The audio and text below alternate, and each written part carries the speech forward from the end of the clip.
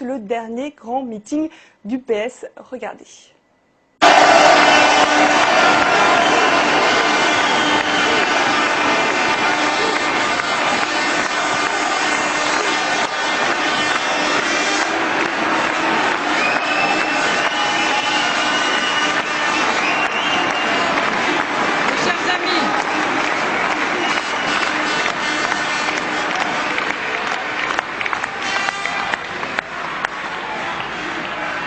Chers amis, chers camarades, quel bonheur ce soir et puis je dirais quelle émotion quand on entend ceux qui ont parlé avant moi, les socialistes français unis, les socialistes européens unis et j'espère demain toute la gauche unie derrière nous pour gagner le 7 juin. Oui, c'est une vraie émotion ce soir.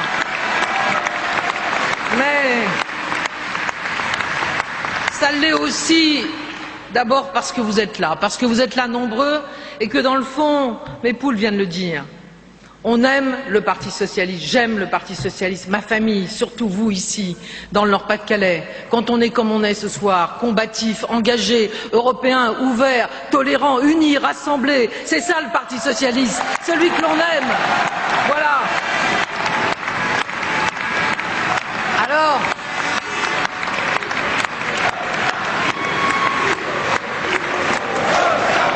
aussi, mes chers camarades, nous terminons ici cette belle campagne à Lille.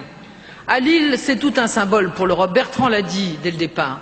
Notre géographie nous prédestine à être européens, mais aussi notre histoire. Nous avons été flamands, nous avons été bourguignons, nous avons été espagnols, nous sommes devenus français. Et puis, l'histoire aussi. Nous savons les douleurs de la guerre et nous savons aussi ce que nous a apporté l'Europe, la paix. Mais nous savons aussi ce que des hommes et des femmes venus d'ailleurs, des Espagnols, des Portugais, des Italiens, des Polonais, nous ont apporté à nous, dans cette grande région. C'est cela aussi, l'Europe. Et puis, dire simplement, Rudy Demotte, le ministre, président de la région wallonne, qui se bat aujourd'hui pour être réélu, mais aussi qui mène la campagne avec Elio Di Rupo, la campagne des socialistes belges. Nous sommes aujourd'hui dans la même eurométropole que Pierre Mauroy a rêvé et qu'il a fait. Nous sommes aujourd'hui côte à côte pour construire l'Europe des citoyens, parce que nous, les frontières, elles n'existent pas quand les valeurs que nous défendons, nous les portons ensemble avec notre Europe, pas celle d'aujourd'hui, celle que nous voulons ramener effectivement le 7 juin. Et puis, vous savez, terminer à Lille, devant Pierre Mauroy. Je parlerai de Jean-Louis, je le promets. Mais je voudrais d'abord parler de Pierre. Parler simplement devant Pierre de ce que nous savons ici, dans notre région, du volontarisme. Pourquoi nous sommes socialistes? Pourquoi nous sommes de gauche? Pourquoi nous sommes européens? Car il n'y a pas de socialistes sans européens. Parce que nous croyons à la volonté des hommes et des femmes de changer le destin. C'est ce qu'a fait Pierre Mauroy. Il l'a fait pour notre pays avec François Mitterrand. Comme Premier ministre de François Mitterrand, suivi par Laurent Fabius, que je salue très très amicalement. Il l'a fait pour notre région. Elle avait tant souffert. Rien ne nous a été donné ici. Nous avons tout arraché. Par la volonté et la vision, par le courage politique, mais aussi par les valeurs de justice, de solidarité, de fraternité que nous avons portées et que tu as portées devant nous, Pierre, et dans lequel nous sommes aujourd'hui conduits. Et je le dis ici devant Daniel Percheron, le président de la région, devant les présidents des conseils généraux du Nord-Pas-de-Calais, Bernard de Rosier, Dominique Dupilet, parce qu'on continue à se battre de la même manière avec tous les élus, tous les députés que je salue. Nous ici, nous savons ce qu'est le volontarisme et nous savons aussi qu'avec cette force qui est la force de nos valeurs, d'une vision de la fraternité qui nous unit, nous changerons l'Europe le 7 juin. Et donc terminer ici à Lille, c'est un gros symbole, je peux dire, pour l'Europe et pour ce que nous voulons. Alors, mes chers amis, tout d'abord, vous dire le bonheur d'être entouré de nos candidats si nombreux ici ce soir, et je voudrais vraiment les saluer. Saluer Catherine Trottmann, que chacun connaît, qui a été une formidable combattante, À un moment, vous savez où c'était pas facile de se battre contre l'extrême droite. Eh bien, elle était là, et nous ne l'oublierons jamais. Je voudrais saluer Henri Weber, député aussi européen, qui, avec Catherine, a marqué la trace et qui dirige aussi notre liste. Saluer Harlem que tout le monde connaît, lui aussi. Il a été de tous les combats de la gauche. Un militant des droits de l'homme, un militant socialiste tout simplement. Et puis, bien sûr, saluer Gilles Pargnot, c'est une découverte pour ceux qui ne le connaissaient pas. Mais oui, Gilou a fait une formidable campagne partout. Et l'hommage qui lui a été rendu par Laurent Fabius, vraiment accepter qu'il soit ch'ti et normand, c'est formidable. Mais on le garde, notre Gilles. Et je voulais vraiment le remercier parce qu'il a fait un travail extraordinaire avec l'ensemble de notre liste pour être partout, au pied des hôpitaux, des postes, auprès des entreprises en difficulté, en allant rencontrer ceux qui finalement n'ont plus beaucoup d'espoir et qui pourtant, comme il l'a rappelé, doivent déjà beaucoup à l'Europe, pas celle de ces dernières années, celle des pères fondateurs, celle qui a créé la PAC, celle qui a créé les fonds régionaux pour essayer de lutter contre les inégalités territoriales. Eh bien, nous voulons la retrouver avec lui et avec toute la liste.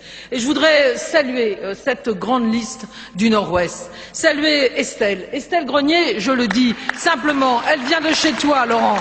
Merci de l'avoir proposée sur notre liste. C'est un peu la révélation de notre campagne. Bon, je ne vous en dis pas plus. Gilles Pargnot en parle des heures et des heures. Je n'en dirai pas plus long. Nous nous sommes posés avec Laurent quelques questions, mais bon, ce n'est pas ce soir l'essentiel. En tout cas, Estelle nous a montré à Rouen comment elle s'est portée avec humour d'ailleurs, la capacité à défendre nos idées. Et puis, je le dis, je vais le dire 3 fois, il y a Jean-Louis Cottigny. Voilà.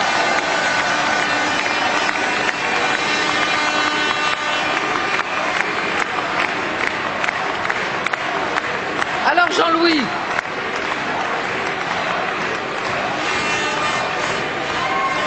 bon, c'est bon quand même pour Jean-Louis, hein Jean-Louis? Voilà, Jean-Louis, qui est-ce Jean-Louis Cottigny? Eh bien c'est tout simplement un militant syndical, un militant politique, un militant tout court.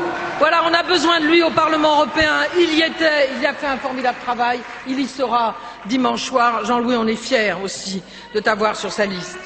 Clotilde, où est-elle Clotilde Walter, que l'on peut saluer, qui nous vient de Caen, du Calvados, qui est une amie de Bertrand, une amie proche, une femme engagée, comme le sont les femmes, c'est-à-dire avec courage, naturel, mais aussi une grande force.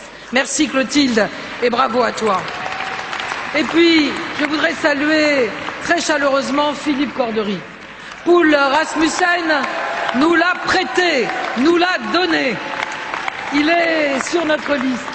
Il est secrétaire général du Parti socialiste européen. Il a travaillé avec Poul pour ce manifeste qui fait qu'aujourd'hui les 27 partis socialistes européens sont unis. Et il est à Amiens, en Picardie, installé là pour se battre avec Laurence Rossignol à côté. Je voudrais les saluer tous les deux.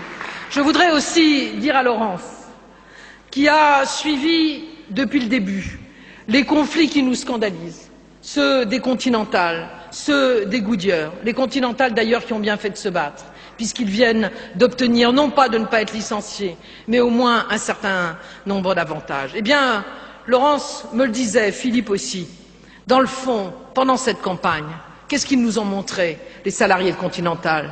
Eh bien, qu'on ne se sort jamais de rien sans solidarité. Ils ont refusé d'être opposés aux Allemands, aux ouvriers d'Hanovre. Ils sont allés les voir en leur disant « Votre combat, c'est le nôtre. Nous ne nous laisserons pas nous opposer, nous, les travailleurs européens. » Et puis, alors qu'ils sont encore devant ces licenciements, qui font plus que les menacer, qu'ils vont malheureusement subir. Ils sont avec les Goodyear en leur disant on est avec vous pour se battre. Voilà la solidarité des socialistes, du mouvement ouvrier, de l'humanisme, de celui que nous défendons.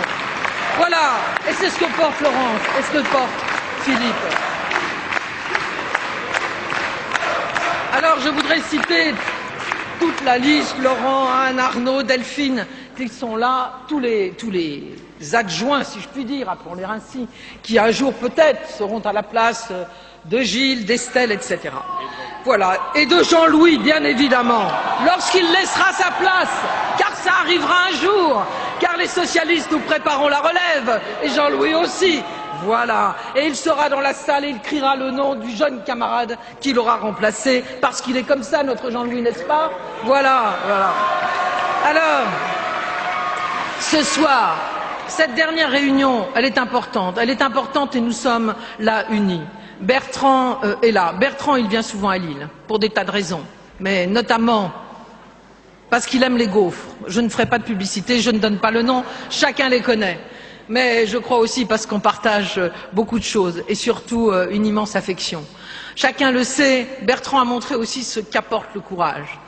Paris, cette ville magnifique, sans doute la plus belle du monde, mais qui devenait finalement le plus beau musée du monde, est redevenue une ville vivante, une ville qui a une vision, qui a un avenir, qui est à nouveau fière d'elle-même, et puis une ville où les classes populaires retrouvent leur place. Et cela, Bertrand, tu étais le seul à pouvoir le faire, et on est fiers, nous socialistes, de ce que tu fais à Paris.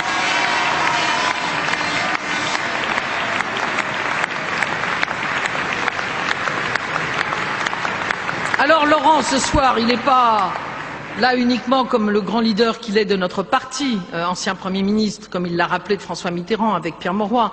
Il est là aussi parce que c'est le grand leader de cette grande région, Nord-Ouest, puisque nous avons la chance d'être unis avec la Normandie. Et dans le fond, nous avions la même histoire industrielle, et aujourd'hui les mêmes épreuves, les mêmes douleurs. Et il faut ce courage, cette détermination qui fait que, vous l'avez peut-être remarqué, quand Laurent parle, en général la droite tremble, car il voit ce qu'il y a derrière eux, la TVA sociale hier, et aujourd'hui ce qu'il nous a dit, le travail le dimanche, la remise en cause des services publics. Voilà aussi la force des socialistes et des talents qui sont ce soir regroupés. Et puis, je voudrais saluer avec l'affection. Ben oui, Benoît, voilà. Notre grand Benoît. Mon petit Benoît.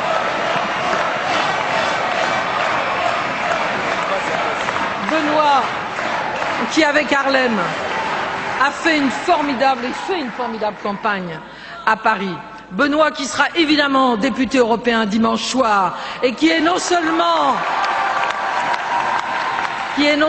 le présent de notre parti, mais qui en est aussi l'avenir. Voilà, là aussi, c'est cela qu'on prépare quand on a des hommes comme lui à la tête de notre parti. Et voilà, je voulais très affectueusement lui faire un petit baiser d'encouragement. Voilà.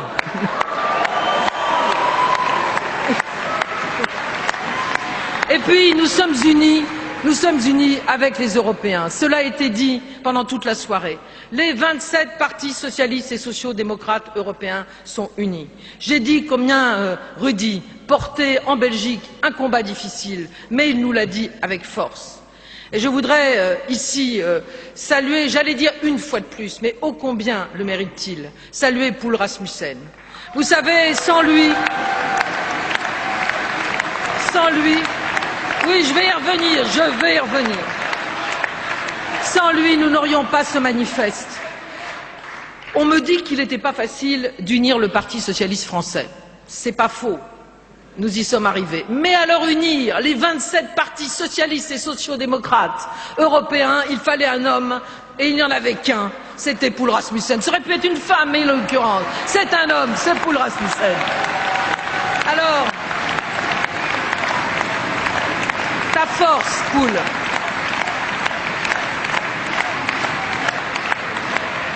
Ta force, je crois, Poul, c'est celui de ton engagement, mais aussi de ton courage. Je t'ai vu, avec certains camarades, pousser en ces moments de crise pour convaincre. Et finalement, tu y es arrivé. Nous étions tous d'accord, nous sommes tous d'accord, et dès le 8 juin, si nous gagnons, nous mettrons en application ce manifeste que tu as construit patiemment, que tu allais défendre patiemment. Alors j'entends quelques camarades dire « Rasmussen président ». C'est une bonne idée, c'est une très bonne idée. Mais pour cela, mes camarades, il faut gagner dimanche. Et lundi, on pourra dire « Monsieur le Président, du Parti socialiste européen et peut-être demain de la Commission européenne. Voilà aussi le combat qui est le nôtre. Et puis, je voudrais saluer tous nos camarades, et notamment Costa, député européen grec, Costa Votopoulos, qui est avec nous ce soir et qui sera avec Harlem demain soir. Alors, mes chers camarades, nous sommes en effet dans la dernière ligne droite et nous l'avons tous dit, ce 7 juin va être historique. Et j'aimerais revenir simplement ce soir sur l'enjeu. Car cet enjeu, nous le découvrons ces derniers jours, non pas nous les militants, engagés dans cette campagne, mais parce qu'on a commencé à en parler bien tard de cet enjeu. Et pourtant aujourd'hui il monte. Et les Français se rendent compte que cette Europe, qui a été plus pour eux un problème qu'une solution, elle doit et elle peut redevenir une solution dès le 7 juin, c'est-à-dire dans quelques jours. Nous savons en effet que l'enjeu est historique et qu'il nous faut choisir entre deux modèles de société. Ce modèle libéral qui finalement a montré ses incapacités, la loi du plus fort qui entraîne tant d'injustice et aussi parfois de la violence. Ce libéralisme qui ne pense qu'à la financiarisation et au court terme et qui ne prépare pas l'avenir, mais surtout pour la droite. Cela a été dit par chacun de ceux qui sont intervenus. L'Europe, ce n'est qu'un marché de biens qu'il voudrait appliquer aux services publics, un marché qui met en concurrence tout ce qui est pour nous sacré, l'éducation nationale, la santé, le logement, mais aussi les territoires et les hommes et les femmes. Eh bien, pour nous, ce n'est pas cela l'Europe. Et nous voulons tout simplement retrouver non pas ce rêve, mais refaire une réalité de ce rêve qui avait été celui des pères fondateurs de l'Europe, de relancer cette grande aventure humaine qu'a été l'Europe, que doit redevenir l'Europe, porteuse de paix, de démocratie et de progrès social. C'est vraiment cela l'enjeu de dimanche prochain et c'est cela qu'il faut que nous expliquions à nos concitoyens.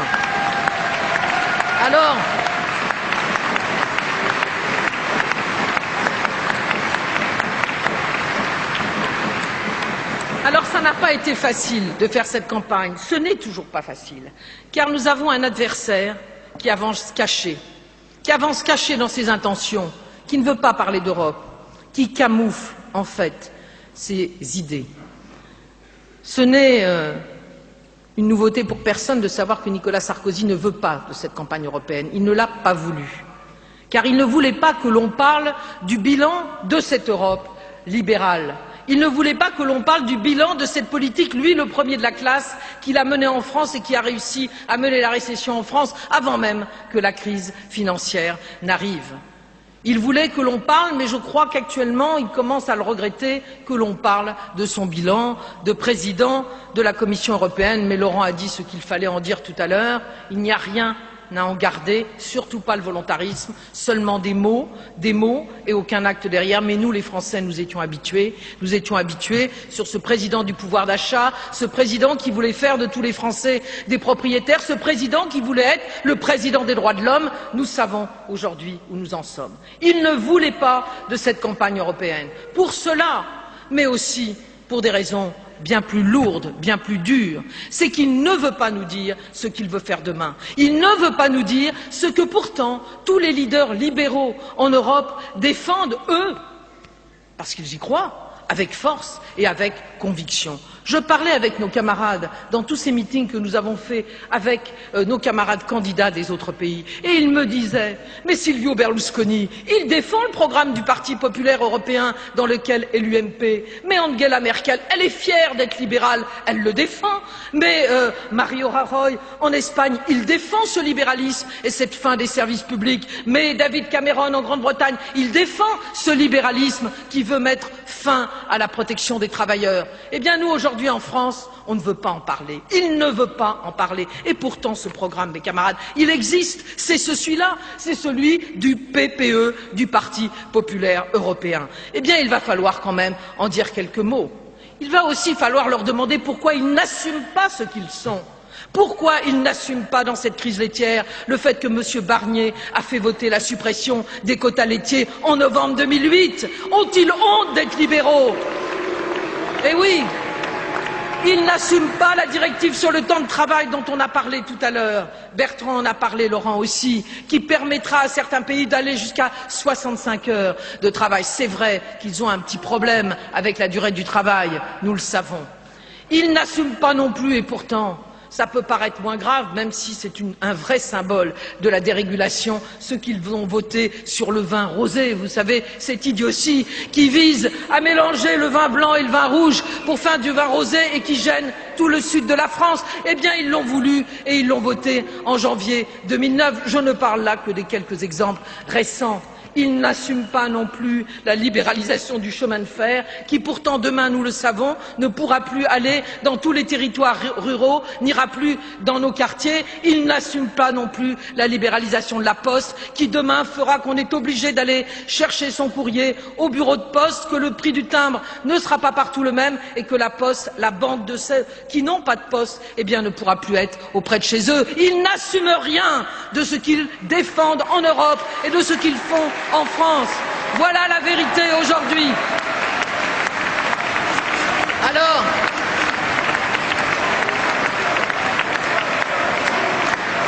mes chers camarades, je crois qu'il faut dire aux Français très simplement que ce président, qui leur a déjà fait beaucoup de promesses, qu'il n'a jamais respectées, je pense à ces retraités qui me disaient « j'ai voté ».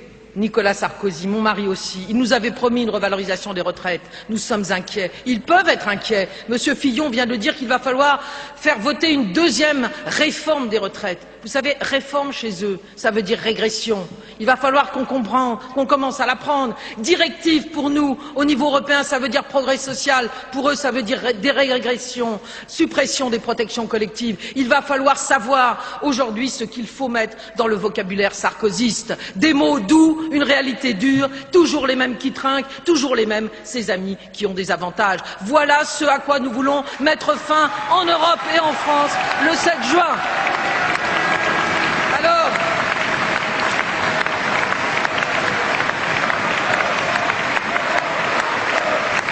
Alors, mes chers camarades, dans ce débat qui doit passer actuellement à la télévision, que j'ai eu cet après-midi avec M. Bertrand, je lui ai dit, pourquoi pas avec mon ami Bertrand, avec M.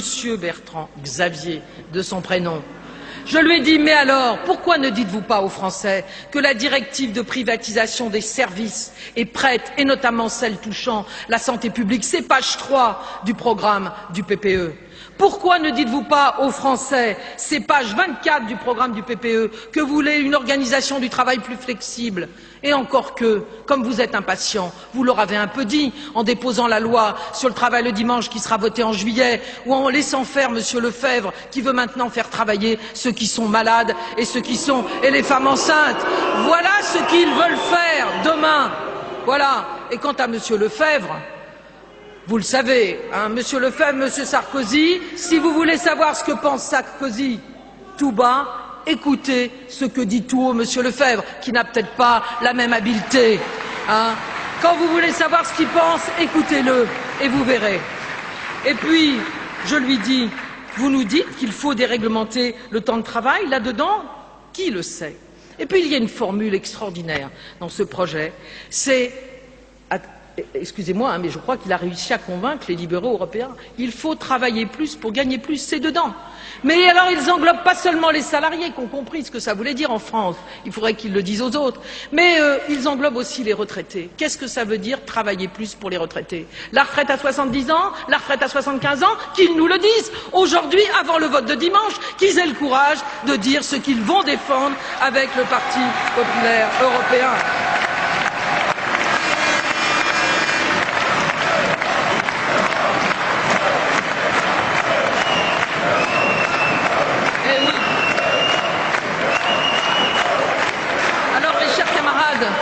Oui, nous le savons, il faut en effet mettre ce coup d'arrêt à cette Europe le 7 juin. Et il faut retrouver tout simplement l'Europe. L'Europe, et je ne vais pas refaire ici l'ensemble du manifeste, chacun en a parlé. L'Europe, c'est d'abord le volontarisme. C'est d'abord l'idée que l'on peut changer les choses. Et aujourd'hui, en période de crise, Poul l'a dit de manière remarquable, Obama nous a donné des leçons. Il a dit, mais alors l'Europe, qu'est-ce que vous faites? Qu'est-ce que vous faites? 800 milliards là-bas, ici, un programme de 10 millions d'euros commun. Il fallait avoir un grand programme européen pour relancer l'investissement dans les transports collectifs, dans la réhabilitation des logements, on en a tant besoin, dans les énergies renouvelables, mais aussi un programme de formation, un programme sur la recherche. Ça, c'est le programme des socialistes européens, un grand plan de relance de 100 milliards d'euros que nous voulons lancer dès le 8 juin. Alors oui, pour nous, le volontarisme, c'est aussi la lutte contre les délocalisations. Au lieu de regarder ce qui se passe en Slovénie, enfin on peut dire d'ailleurs les deux, parce que les deux, on a des délocalisations des deux côtés, au lieu de regretter, comme le fait la droite aujourd'hui, qu'il soit aujourd'hui dans l'Europe, réjouissons-nous. Réjouissons-nous parce que nous sommes socialistes. Et quand on est socialiste, on a envie que des pays nous rejoignent, on a envie qu'ils partagent les valeurs de l'Europe, d'humanisme, de justice, comme l'a très bien dit Bertrand tout à l'heure. Eh bien nous, nous voulons pour eux un salaire minimum dans chaque pays. Un salaire minimum, pourquoi? Eh bien d'abord pour que ces hommes et ces femmes vivent mieux. Et puis ensuite pour qu'ils ne nous fassent plus concurrence. Et puis enfin pour qu'ils puissent nous acheter nos produits comme nous achèterons les leurs. C'est ce qu'on a fait avec l'Espagne et le Portugal. La droite était déjà contre. Eh bien aujourd'hui, elle continue à être contre. Mais nous, socialistes européens, nous avions déposé un texte. Tout le monde a voté contre. À droite, le MoDem y compris. Eh bien, nous reprendrons cette directive dès la semaine prochaine si nous sommes majoritaires au Parlement européen. Et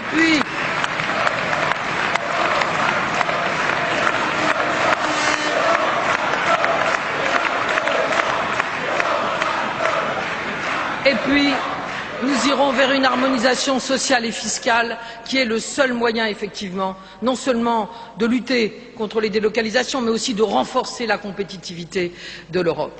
Et puis l'Europe, et là j'irai très vite, mais je voudrais quand même redire profondément comment notre projet s'inscrit dans ce qu'est véritablement le sens de l'Europe. Pour nous, l'Europe, c'est l'émancipation de chaque homme et chaque femme. C'est pour ça que nous tenons de manière presque sacrée au service public.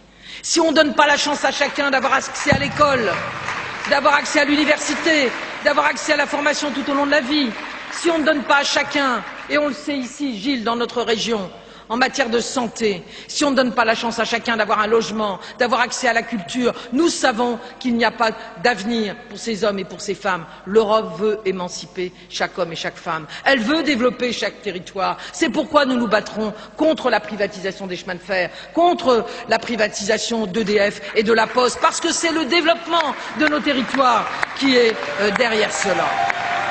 Et puis, mes chers camarades, si le projet européen vise à maîtriser le présent, à donner à chacun la chance de pouvoir construire son avenir et de vivre ensemble dans nos différences, parce que c'est cela, finalement, notre force, l'Europe, c'est aussi la capacité des hommes et des femmes à penser l'avenir, à préparer l'avenir, à maîtriser l'avenir, là où les libéraux ne pensent que rentabilité à court terme, financiarisation de l'économie. Alors, notre ami Sarkozy nous a dit, notre ami, c'est un bien grand mot, nous a dit, avec les mots qu'il sait choisir, je le dis parce que c'est grave, vous savez, c'est grave quand un homme politique n'ose plus défendre ce à quoi il croit, c'est grave quand il emprunte aux autres des mots doux pour cacher une réalité dure. Ça nous a amenés à des situations très difficiles. Il ne faut pas prendre cela à la légère. Alors quand il a dit à Toulon, ces patrons voyous, quel scandale, je ferai voter des lois pour empêcher les stock options, pour empêcher la hiérarchie des salaires, pour empêcher les bonus dans ces entreprises qui reçoivent de l'argent de l'État. Où elle est la loi? Elle n'est ni au niveau européen, ni au niveau français. Nous l'avons proposé, les socialistes français, au Parlement. Et les UMP ne l'a pas voté et nous préparons une directive au niveau européen. Nous faisons ce que nous croyons. Et puis, et je m'en arrêterai là, être socialiste, et je m'adresse là particulièrement aux jeunes, être socialiste, c'est évidemment vouloir que la solidarité existe à côté de chez nous, tendre la main à un jeune qui est en difficulté, aller rencontrer une personne âgée isolée, regarder celui qui est différent avec la part d'humanité qu'il a en lui. Mais être socialiste, c'est aussi défendre cela en dehors de nos frontières. Et nous n'accepterons pas que pendant ces dernières heures, on nous fasse peur. On nous fasse peur en nous parlant de la Turquie, par exemple.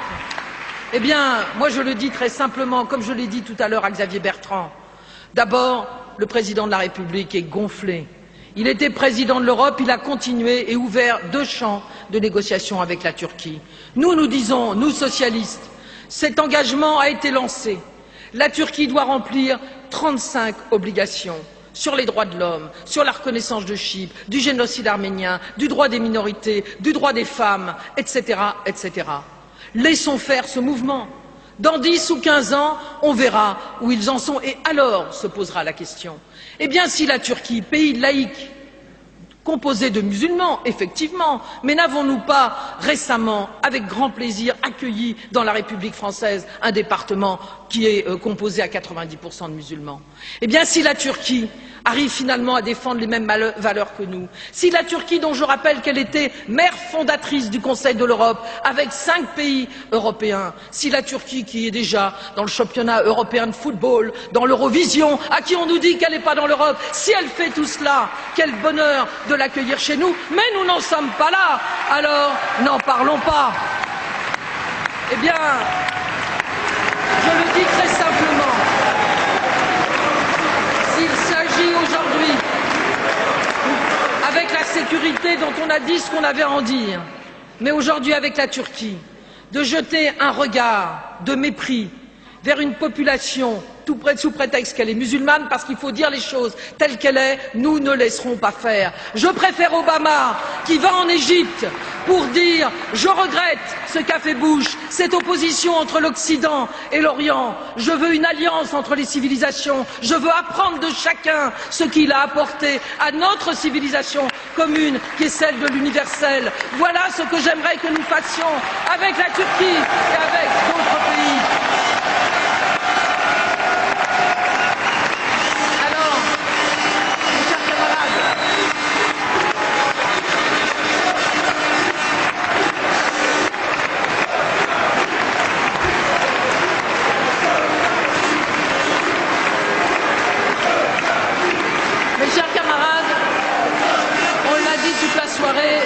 Il reste quelques heures. Ce n'est plus le temps de faire, et chacun en est convaincu, le bilan et l'échec, pas seulement de Nicolas Sarkozy, mais de la politique libérale menée en Europe et en France.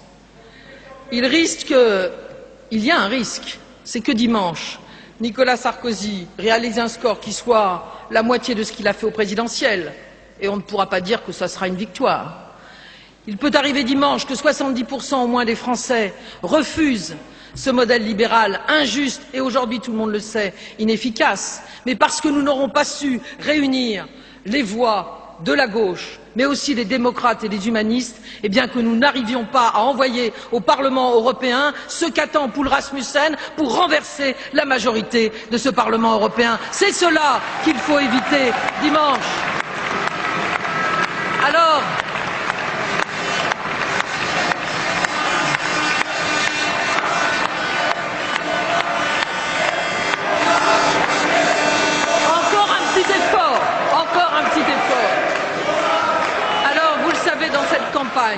tous nos candidats, moi-même, je n'ai jamais attaqué un autre candidat de la gauche. Nous avons à construire demain à la gauche. Nous avons les mêmes indignations, mais nous n'acceptons pas d'être uniquement dans la dénonciation. Nous voulons proposer, nous voulons changer, nous voulons combattre la crise et changer la vie des gens dès le 8 juin.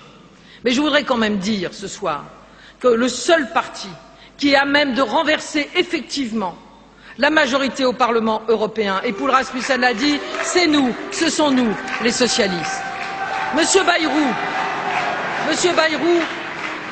il est quand même très décevant dans cette campagne. Il fait partie d'un mouvement politique démocrate, européen. Il n'a jamais parlé de l'Europe. Il n'a parlé que de lui et que de lui en 2012. C'est pas cela, aujourd'hui, le problème européen. Il n'a parlé que de Sarkozy pour l'attaquer. Eh bien moi je vous le dis mes camarades, le seul parti anti-Sarkozy réel, c'est celui qui battra Nicolas Sarkozy en 2012, c'est le Parti socialiste avec ses alliés de la gauche. Alors, un mot peut-être.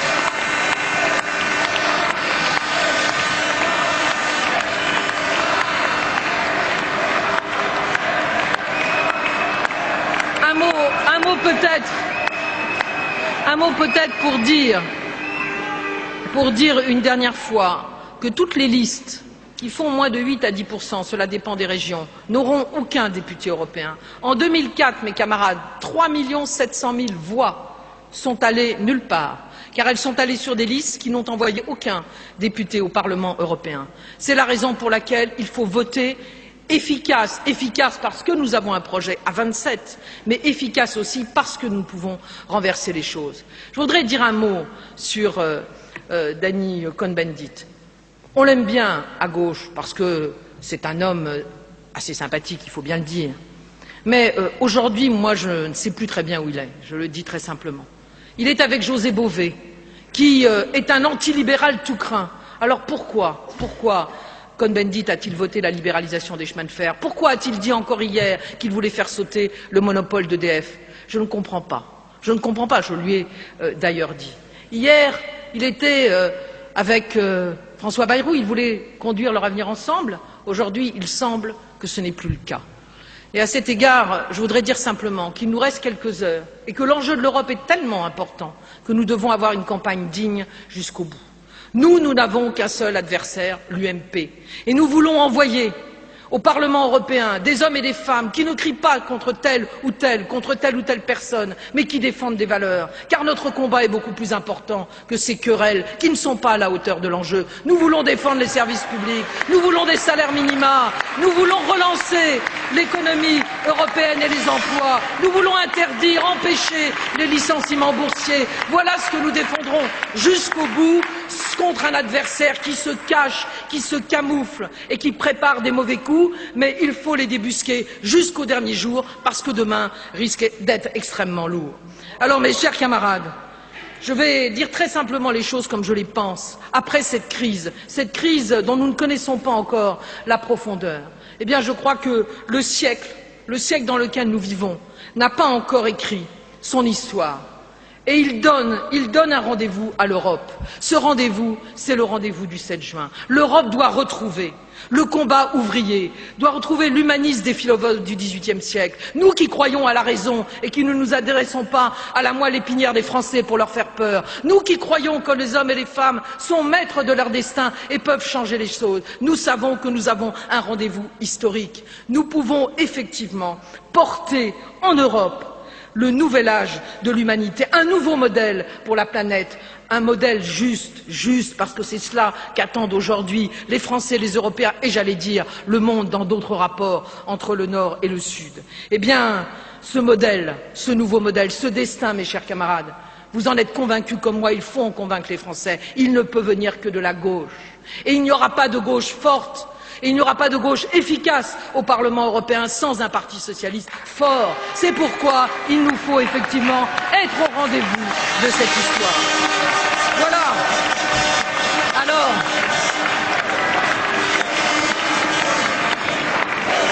Alors ce slogan que nous avions choisi, changer l'Europe maintenant, je crois que c'était vraiment le bon thème.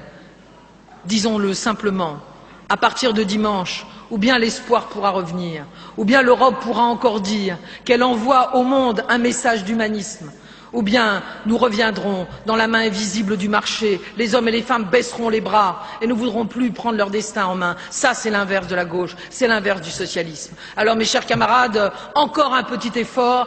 Bravo déjà pour ce travail immense que vous avez fait. Bravo d'être ici rassemblés. Rassemblons la gauche dimanche et nous gagnerons. Vive l'Europe!